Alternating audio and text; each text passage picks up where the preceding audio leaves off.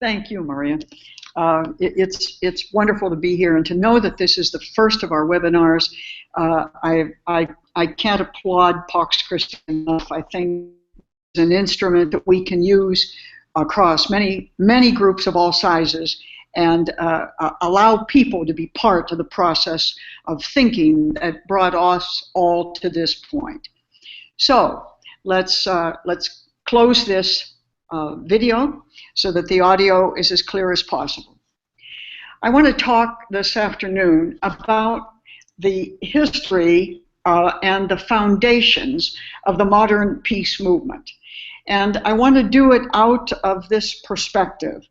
The fact of the matter is that changes in society change the spiritual landscape. And therefore, we can expect to see changes in the spirituality of the peace movement itself. So I want to put three questions. Where does the spirituality of peace as we have known it in modern history come from? What has happened to it, and where are we now? I feel that the material is really best framed by two proverbs. The first of which is this: if you don't know where you're going, any road will get you there. In other words, life is a question of compass points, one of which is surely spirituality. But there are those, and there are times in history when other compass points have taken precedence. The compass point of power, the compass point of money, the compass point of domination and success. Our compass point, Pax Christi, embeds in us and in a public conversation is the compass point that is the life of Jesus, that has something to do with our commitment to the coming of the reign of God and to our own personal responsibility to the building of the peaceable kingdom. Now, this means to say then that the search for world peace has always been elusive. Whatever the period in which we have attempted to bring human race together, we have always had to deal with factors that made that difficult, if not impossible. Nevertheless, in our own time, this search for peace has become more dangerous than ever, and therefore more urgent than ever, and probably more universal than ever. In World War II, when I grew up, the peace spirituality that I was given was shaped by what the church calls, and called then, the theology of the just war. They taught us as children that there was a clear difference. We knew them between combatants and non-combatants. Combatants dressed up in a special way. They were our armies, and they functioned for us in the field. They taught us that there were, therefore, in war, a difference between legal targets and illegal targets. They taught us in the just war theory that a fair fight was a just fight. And a fair fight, to be fair, had to be seen as proportional, meaning that no army would use more than the amount of force necessary to deter evil or to control an enemy. As the landscape of society changes, so therefore does our spirituality often, because we're faced with different challenges at different times. In World War II, for instance, our spirituality of peace was shaped by what the church called the theology of the just war. We were taught then that there was a clear difference between combatants and non-combatants, for instance. Combatants were our soldiers. They dressed even to announce that position. And that we could trust then that there was a distinction between legal targets, which were military targets, and illegal targets, which were non-combatants. We learned, too, that a fair fight was a just fight, and a fair fight was proportional, meaning armies would use no more force than would be necessary for their own survival or to deter an enemy bent on their destruction. We learned that wars were winnable and surrenders could be choreographed. You could get to a table and decide exactly what everybody was going to get as a result of this war and how it would be dealt with in the future. We even prayed after Mass every Sunday when I was a child for the conversion of the enemy. But it never crossed our mind to even think to pray for our own conversion, because we knew that justice was on our side and that we kept the rules in a rule-keeping society, from canon law to international law to national law, and we were sure those rules were right. But then came Hiroshima. And Hiroshima not only obliterated a city and all its citizens, but it obliterated the very thought, the very possibility of proportionality. It destroyed the distinctions between military and civilian targets. Hiroshima was wiped out, left a mass of black ash in minutes. And the black ash was made up of civilians who lived in that city and were pursuing a normal day's work.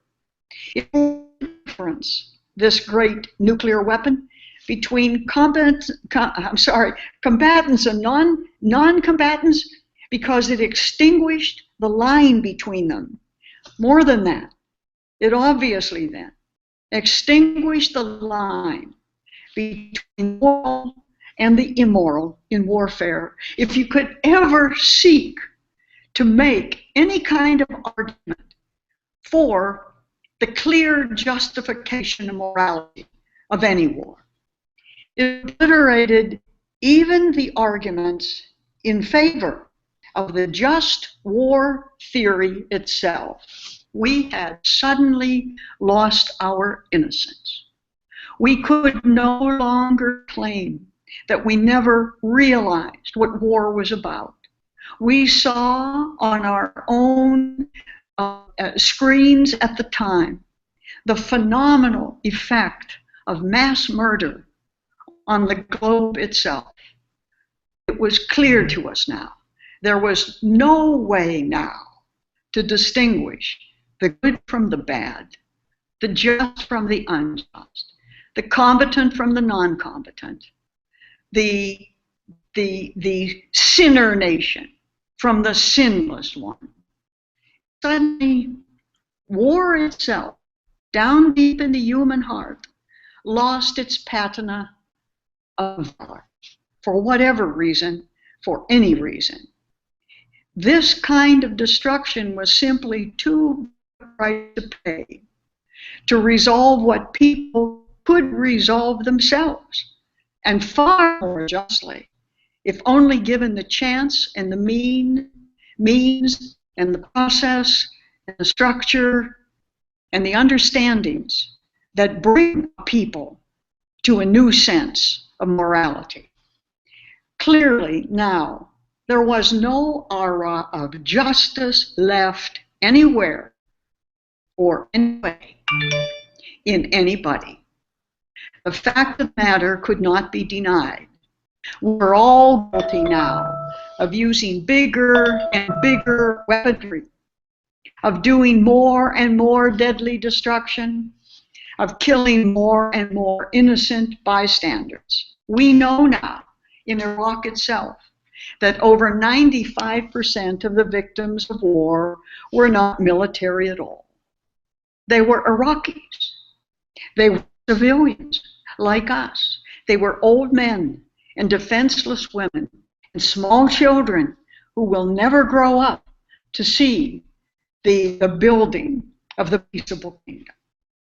Now the pre-war spirituality of peace crumbled as had Hiroshima before it.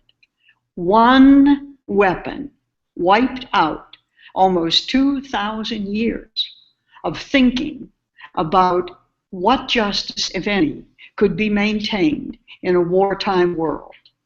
The immorality of war was clear now for everyone to see. It wasn't simply war now that was so blatantly evil, in fact. Worse than that, it became a kind of a muddled peacetime at war as well that has left us up to our national necks in destruction, a willingness to invent and to apply devastation, a senseless approach to both friend and enemy alike.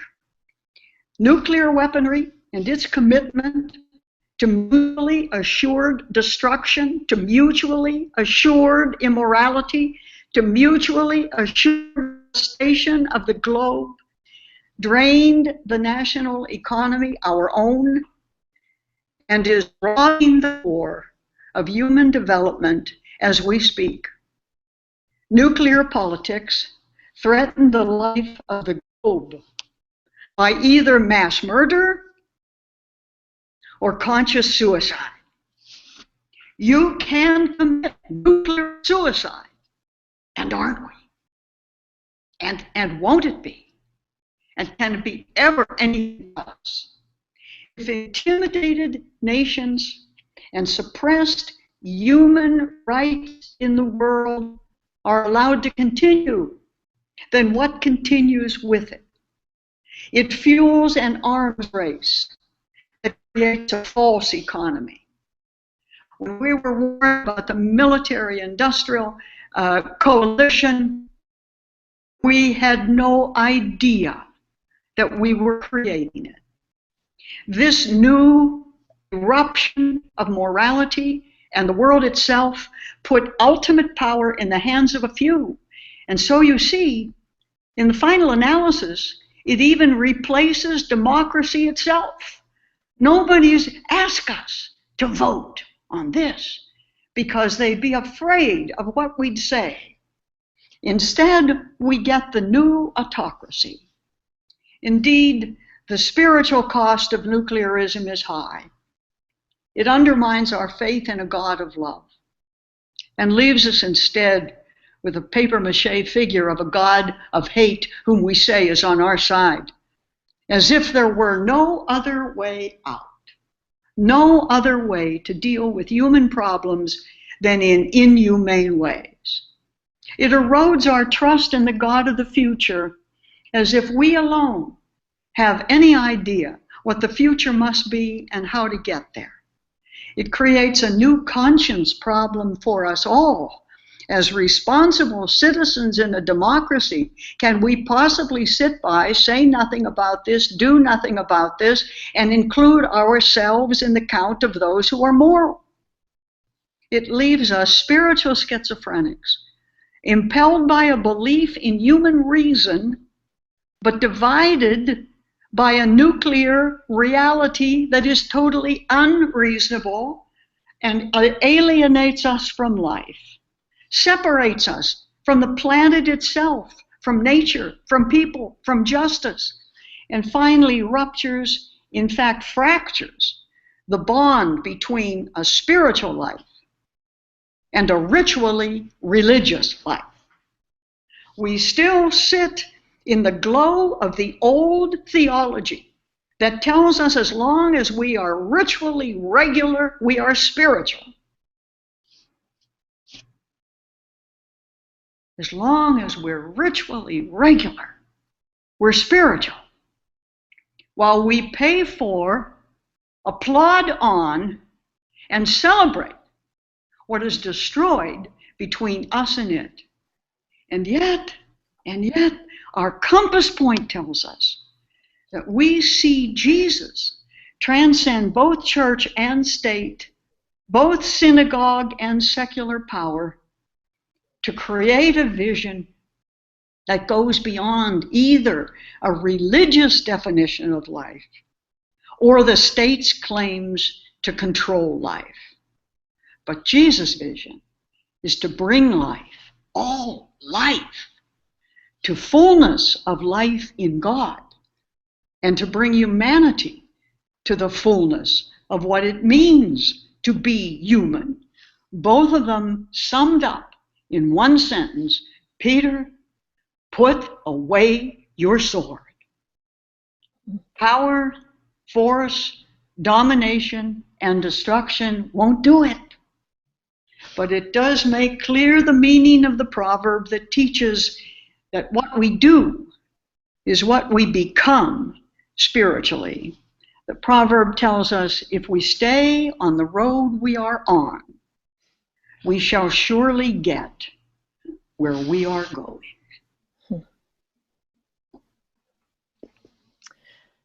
Thank you very much, Joan. A very powerful, strong beginning